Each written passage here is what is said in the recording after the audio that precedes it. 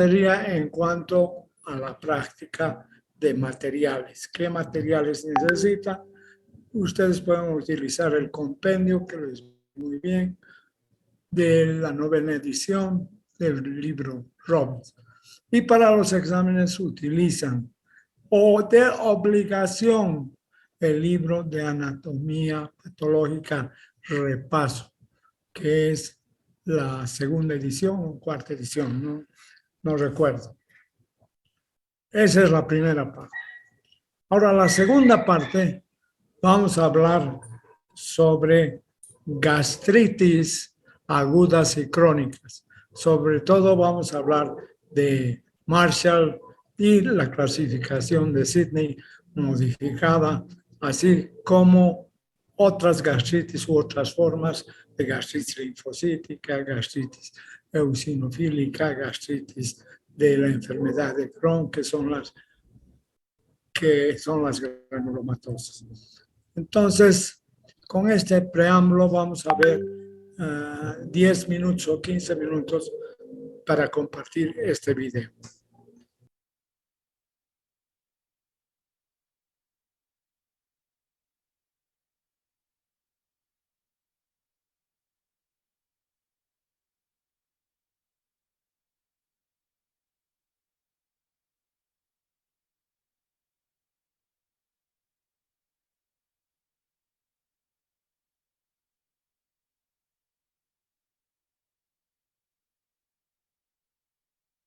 Buenas tardes, queridos estudiantes de 4º año de la Facultad de Medicina Aurelio Meleán.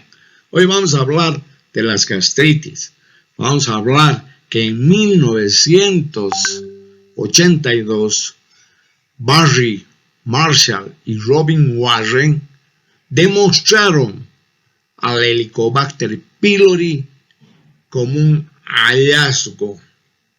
Se inoculó a través de un bebraje que contenía Helicobacter pylori y él mismo constató que estaba relacionado con las gastritis. El 2005 le dieron el premio Nobel en medicina. Y ahora les voy a mostrar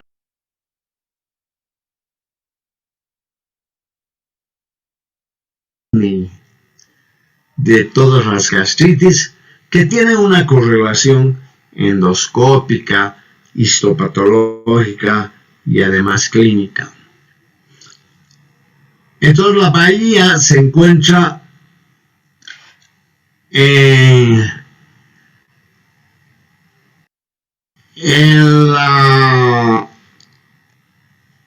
la bahía se encuentra entonces en la bahía se encuentra la ópera de Sidney, que se denomina en inglés Sidney Opera House.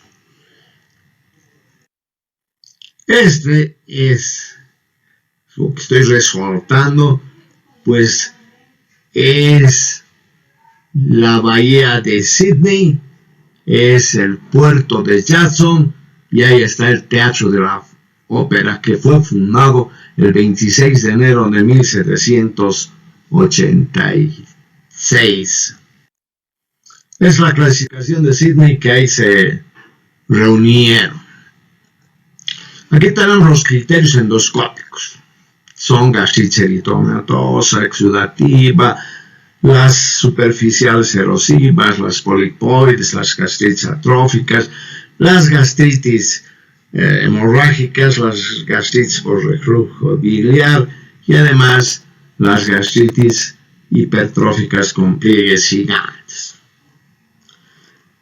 La clasificación etiológica en 4 tipos. La primera, autoinmune, que quiere decir que es una gastritis atrófica que generalmente es del cuerpo o es difusa, del cuerpo, del antro y además del fondo. Hay las gastritis por quimioterapia, es decir, todos los cancerosos que tienen, que utilizan citostáticos, pues tienen la gastritis de tipo C. Otros tipos de gastritis. Tenemos Otro como la gastritis folicular, la gastritis linfocítica, la gastritis eosinofílica, etcétera, etcétera. Y aquí tenemos la clasificación según su localización o según cómo abarcan en el estómago. Si es todo el estómago, pangastritis. Las gastritis del cuerpo, del fondo y las centrales. Y tenemos una clasificación histopatológica que son gastritis agudas, gastritis crónicas activas y otros tipos de gastritis que vamos a mencionar en la clasificación de Sidney modificada. La gradación puede ser normal, la mucosa puede tener leve, moderada o grave. Y aquí tenemos la clasificación de Sidney modificada. Las no atróficas en relación al Helicobacter pylori, su denominación es superficiales, antrales difusas, crónicas, intersticiales foliculares, etc. En la etiológica la hemos clasificado como B. Aquí tenemos las atróficas, generalmente es la autoinmune y es corporal. La de tipo A está asociada a cambios megaloblásticos debido a la destrucción del factor intrínseco. Tenemos también las atróficas multifocales, en las cuales pueden ser las difusas como el tipo B o el AB, las dietéticas, ambientales y las metaplásicas. Otras formas especiales tenemos de irritación química o por drogas como los antiinflamatorios no esteroideos. Otras denominaciones, gastritis de tipo C, como las de citostáticos, las AINES, las por reflujo, etc. Y aquí tenemos otras denominaciones. La varioliforme, la gastritis asociada a la enfermedad saliar y las granulomatosas son muy importantes, como la enfermedad de Crohn, la sarcoidosis, la de Wegener o cuerpos extraños o idiopáticos. Cuerpos extraños, por ejemplo, aquellos pacientes psicópatas que se comen las uñas y se comen también el pelo. Entre otras tenemos las eosinofílicas o gastritis alérgicas y la gastritis flegmonosa debido a bacterias. Aquí tenemos una gastritis aguda que por definición es un proceso inflamatorio agudo de naturaleza transitoria. A veces es grave, con hemorragia digestiva de tubo alto, con necrosis de la capa superficial y además cursan con melena. Las gastritis agudas tenemos el AINES, el alcohol, el tabaco, quimioterapia, la hiperazoemia, la infección sistémica por salmonelas y otras como el estrés, trauma, quemaduras, shock, intentos de suicidio y gastrectomías distales. Muy importantes son las úlceras de Cushing y de Curling. Las de Curling de los quemados y las de Cushing de los traumatismos cráneoencefálicos. La presencia de neutrófilos en la lámina propia que no sobrepasan la muscular mucosae se denomina entonces una gastritis con erosiones. Tiene un infiltrado inflamatorio agudo y además es erosiva. Aquí tenemos este tipo de gastritis y podemos tener una hemorragia en la lámina propia. El epitelio tiene cambios reactivos y sobre todo tiene polimorfo nucleares. Entonces es una gastritis hemorrágica aguda. Aquí podemos ver los pliegues del fondo gástrico en las gastritis, los fondos gástricos y las grandes áreas de coágulos de hemorragia en las gastritis erosivas. Este es un caso de autopsia y este es un caso donde tiene muchas ulceraciones que están pudiendo ver. Estas son las úlceras agudas o de estrés. Y por último tenemos aquí, fíjense esta mucosa de tipo superficial, el epitelio superficial, y en la lámina propia está llena de polimorfonucleares. Las vamos a sombrear. La parte sombreada es entonces la lámina propia. Y aquí tenemos las criptas donde hay polimorfonucleares que los vamos a indicar en la transparencia. Entonces, por definición, la gastritis crónica es un proceso inflamatorio generalmente sin erosiones y produce una atrofia, metaplasia o displasia intestinal. Tenemos aquí entonces las gastritis crónicas. Generalmente son por infecciones Helicobacter pylori, son de tipo inmunológicas como la anemia perniciosa o tóxicas por el alcohol, el tabaco o postquirúrgicas. Entre otras patogenias tenemos las motoras, obstrucciones por parásitos, como los ascaris lumbricoides, las radiaciones, enfermedades granulomatosas, como la enfermedad de Crohn, la de Wegener o las amiloidosis y los rechazos agudos o superagudos. Y ahora las manifestaciones clínicas dependen de la gravedad de las alteraciones morfológicas. Generalmente son asintomáticas con un dolor difuso, las que son leves.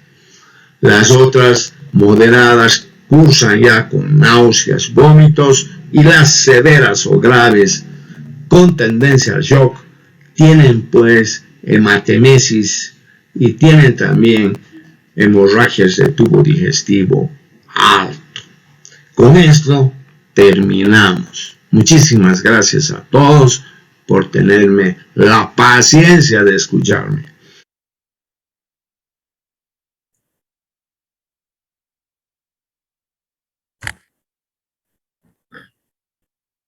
Bueno, queridos estudiantes, como han visto, el video es de las gastritis agudas y crónicas y es un video muy interesante. La fortaleza de este video es que ustedes lo pueden repetir las veces que sea. Una clase teórica normalmente no se la puede repetir a no ser que sea grabada. En este caso, pues está grabada y la van a tener en Classrooms, poder bajar los videos. Otra cosa que quería comentarles es que el buen profesor es aquel que resuelve sus preguntas y sus problemas. Entonces no vayan a pensar que los voy a aplazar, voy a pasar, etc.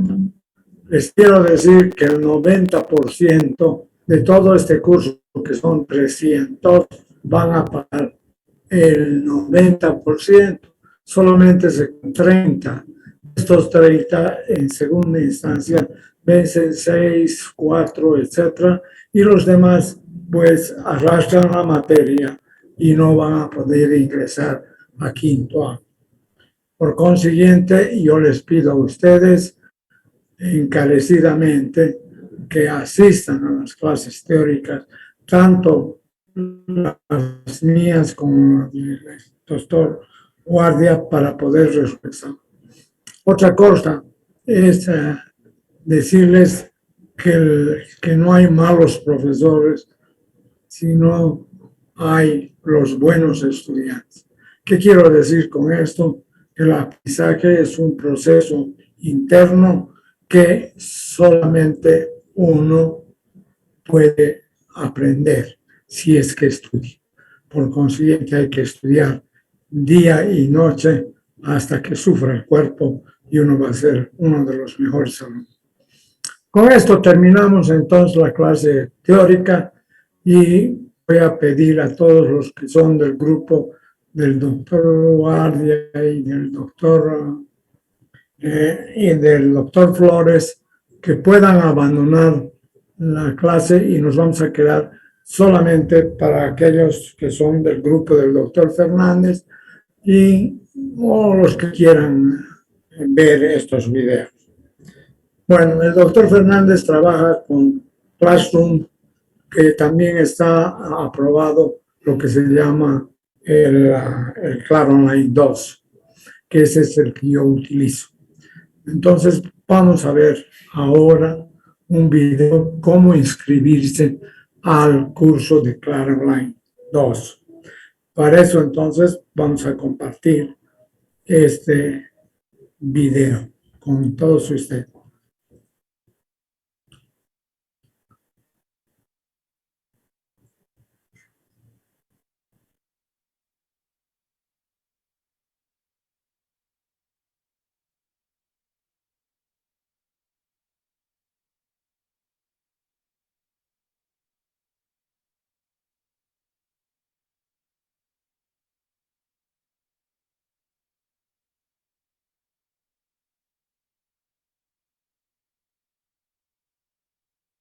Una vez que esté en el curso, va a encontrar la plataforma académica en la cual tiene varios ítems. Por ejemplo, aquí es el nombre del usuario, su contraseña, etc. Pero lo más importante es crear un curso. Quiere decir eso que usted se debe inscribir en la plataforma. O sea, sería el primer paso. El segundo paso, vamos a ver, ahí creamos nuestra cuenta y aquí sale el perfil que usted debe colocar.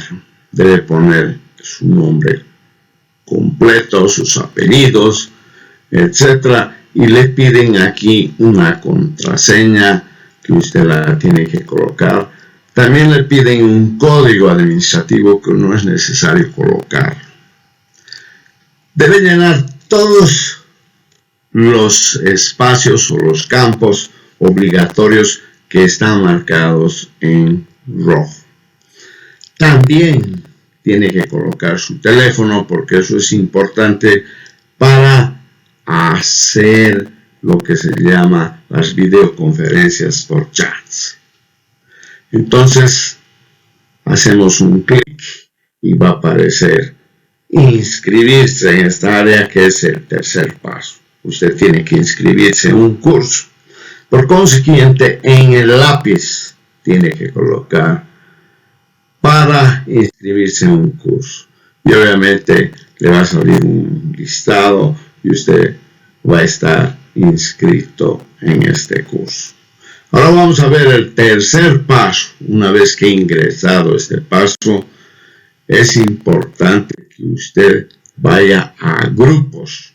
Aquí estamos viendo entonces en esta transparencia a la página inicial del curso, donde usted se va a dar cuenta fácilmente por Vygotsky y sus teorías constructivistas. Aquí tiene el grupo, hace el clic y le va a aparecer la siguiente página. Aquí tiene un listado de todos los cursos que se ofertan y esta persona ha escogido el grupo 18 y aquí es importantísimo colocar en el lápiz. De ahí usted va a ver que se ha inscrito porque aumenta el número de participantes en un grupo. Los grupos tienen hasta 10, hasta 12 personas. Pasamos entonces a lo que se llama aceptar. Usted acepta e inmediatamente tiene que aparecer su nombre. Entonces, el tercer paso es volver a su curso. Con esto prácticamente hemos terminado la inscripción. La inscripción es muy fácil y este tutorial nos sirve para todos aquellos que todavía no se han inscrito.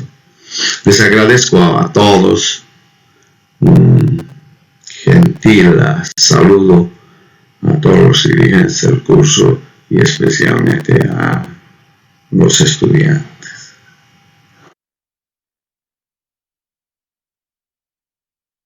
Preguntas.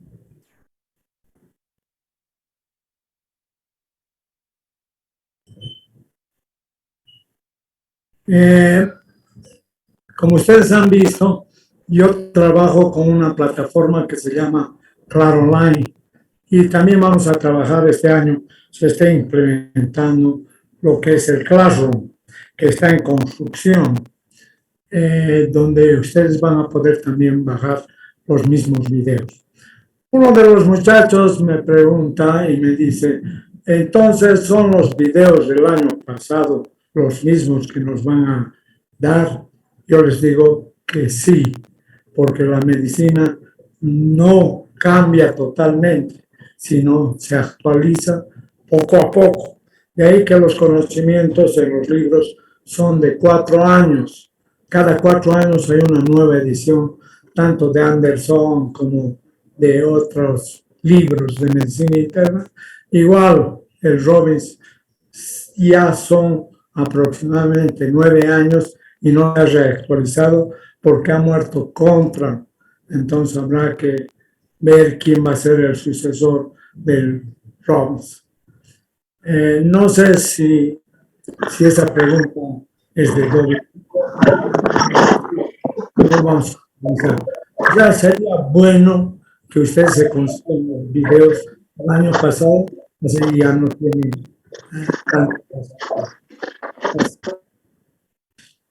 Ahora vamos a pasar al foro debate.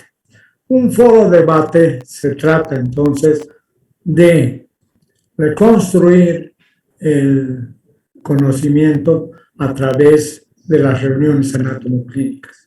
Una reunión anatomoclínica tiene un cuadro clínico. En la Argentina se llama también Ateneo. El cuadro clínico y también las imagenología, también la radiografía, la ecografía y todos los medios auxiliares.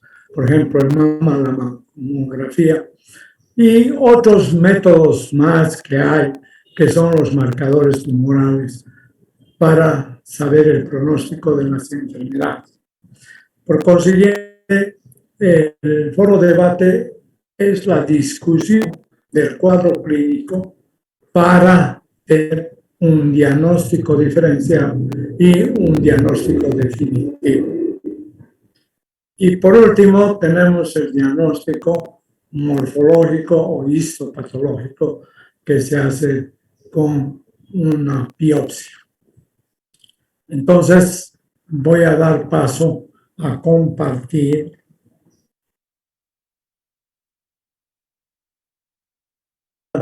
de un paciente de 63 años de edad que tiene reflujo gastroesofágico.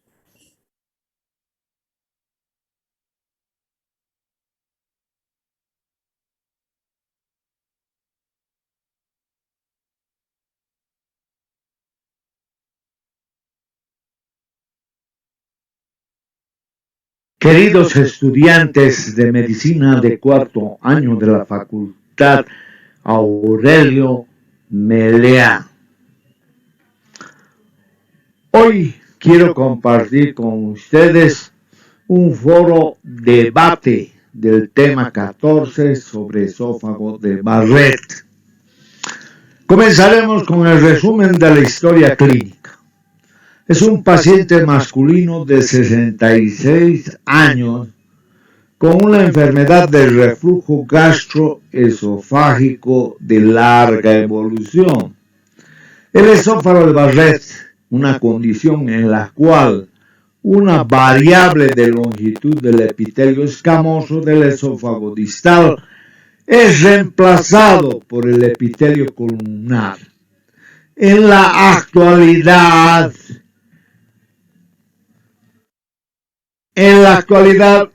este proceso es definido como la presencia de la mucosa columnar con metaplasia intestinal con el esófago inferior, incluida la mucosa que tapiza el esfínter esofágico inferior y es el cambio histológico más severo del reflujo. Y predispone al desarrollo de un adenocarcinoma. En esta imagen podemos ver una área irregular que la estoy marcando con rojo y que ustedes pueden ver que es totalmente irregular y que está por encima de la unión gastroesofágica. El esófago de Barrett con islas de epitelio escamoso. El esófago de Barrett es usualmente descubierto durante un examen endoscópico de pacientes adultos en la edad media y ancianos, quienes al tiempo del diagnóstico son de aproximadamente a los 55 años. Aunque el esófago de Barrett puede afectar niños y es rara antes de la edad de 5 años. La definición y diagnóstico del esófago de Barrett ha sido objeto y discusión desde una descripción original por Norman Barrett en 1950. Aquí vemos la histopatología. En esta histopatología nosotros podemos ver, que lo voy a señalar con rojo, con un resaltador rojo, y podemos ver que todo este es un epitelio normal con esofagitis de reflujo. Sin embargo, nosotros podemos ver que ha sido sustituido por un epitelio de células mucosecretoras. Entonces el esófago de Barrett se considera una entidad precancerosa. La biopsia es mandatoria para el diagnóstico de esta entidad clínica, sobre todo para detectar la displasia de alto grado de malignidad. Y ahora se ha implementado un nuevo endoscopio de magnificación que es capaz de hacer un diagnóstico más temprano. Aquí podemos observar la tinción de Alcyon Blue, que podemos observar de color azul las células calciformes de las glándulas que han sustituido al epitelio del esófago. Por consiguiente, hay 3 tipos de esófago de Barrett. Uno que es largo como este, más de 3 centímetros. Otro que es en la unión gastroesofágica, que es el ultracorto. Y el corto, que es menos de 3 centímetros. Muchísimas gracias por vuestra atención prestada y que Dios los proteja y os bendiga en esta pandemia.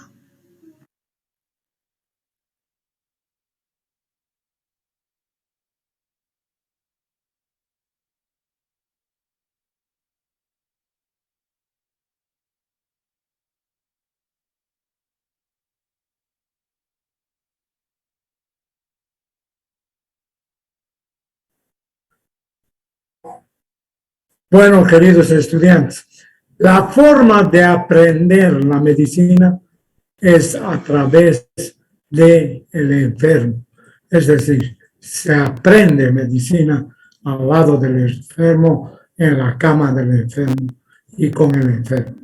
Los mejores ejercicios que nosotros podemos tener son estas reuniones anatomoclínicas, que son importantísimas para el diagnóstico. Yo quisiera saber si hay algunas preguntas más o inquietudes que ustedes tienen. Sin embargo,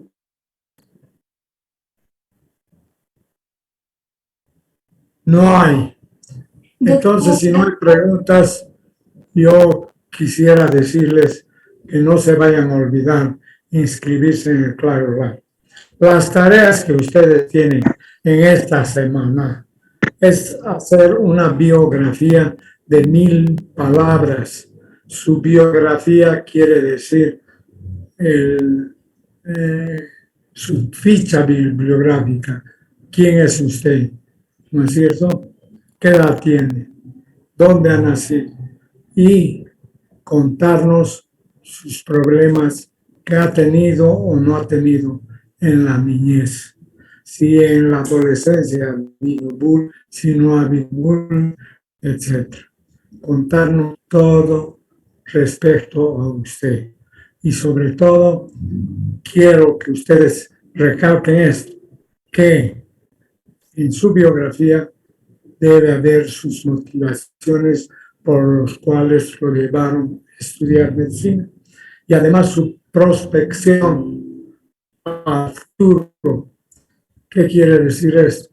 ¿Qué es lo que va a hacer en quinto año, que prácticamente es médico, y en el internado? Y asimismo, la especialidad. ¿Qué especialidad usted va a escoger? ¿A qué países quisiera ir? Para eso tienen que dar exámenes del MIR y el objetivo del curso mío es justamente prepararlos para dar esos exámenes traumáticos.